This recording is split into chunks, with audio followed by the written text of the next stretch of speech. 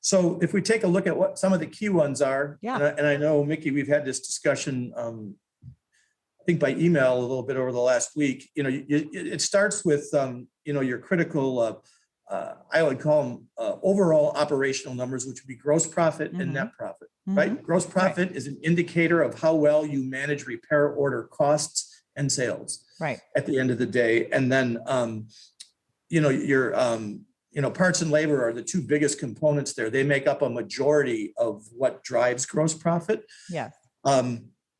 Then you have your operational numbers, which have a lot to do with overhead and things like that. And that is not about repairing the vehicle. It was more about how you manage your business, from your rent, your utilities. Do you have more people in the office that you need? And interestingly, we find that a lot, that their ratio of technicians in the shop to people in the office is way out of whack. Yeah. And so their overhead gets really high. So even though their gross margin is not bad, they have such a huge amount of people in relation to what they should have in the front office that kills them on the bottom line. And I always say gross profit, tells you how you're doing with your repair orders, but net profit you take to the bank. That is actually what you deposit into the bank. Right. So at the end of the day, I see net as being the most important number. It's what you can keep. Yeah. So everything else drives net, because that's why they call it bottom line, right? Because all the other numbers add up or subtract to get there. So that's kind of like a higher perspective of how we do things. One of the things we haven't mentioned, except very briefly, but I also would want to allude to, is all of our shops are either on insurance programs, DRPs, or they would like to get on maybe a few more. Okay. I mean, everybody does work for an insurance company. There's very few shops. We have nobody in our network that's customer pay driven. There's an insurance company writing a check. So whether you're on the DRP or not, a lot of shops don't understand that they can go to certain providers in our industry of information and find out about you and not even get your numbers from you.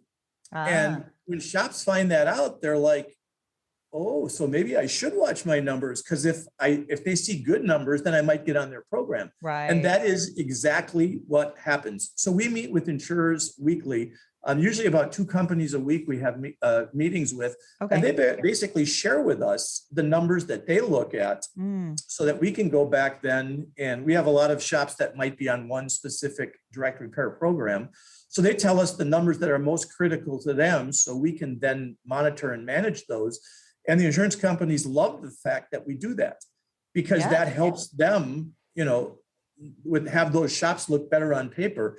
Insurance companies manage numbers, is like banks do. That their business is numbers. That's right. They don't have a tangible product like we do. At the end, the car's shiny and everything is fixed and it runs right and it's all calibrated and everything. You can see it, you can touch it, and you can drive it. But their product, insurance, you don't see, right? It's invisible. So all they can go by is the data.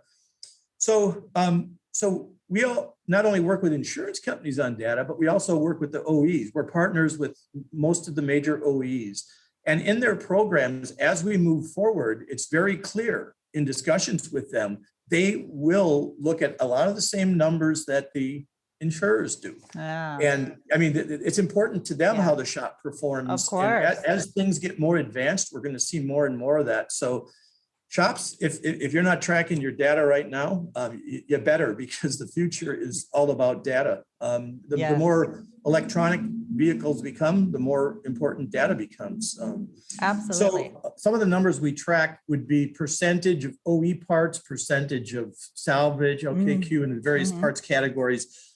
We find that the insurers track that as well as the OEs also. Right. But they each have a different interest in that, right? The OEs want to see percentage of OE parts as high as possible because they want those parts on their car as part of their OE program, right? So that becomes important to them. So then on the insurance side, they tend to not be as interested in OE parts being high, but they like to see the other 2 categories a little bit higher. And some of them actually have requirements for, like they have baselines for, we'd like to see salvage parts be X amount of a percent. Yeah. And, so the shops that we find sometimes struggle with that. They have the insurers, they have insurers, they're at an OE certified shop. Yeah, their insurance partners saying, we want these parts on, but they're OE certified, and that manufacturer is tracking their percentage of OE parts. So you've got two different sources, both involved now in the repair process, that are, pushing the shop. So it's actually a little more complicated now than it was 10 years ago, even 5 years ago, when the OEs were really starting to roll out with their programs.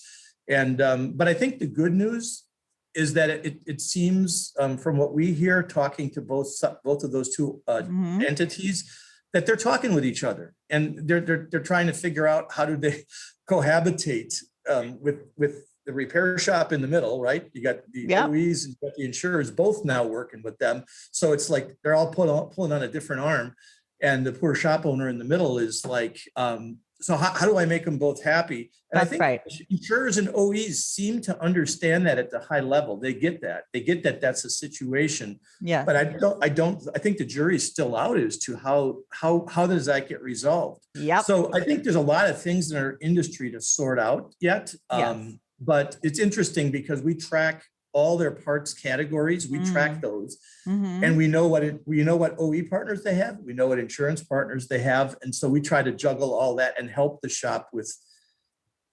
Okay, so this entity wants you to have this type of result. This entity wants you to have a different result.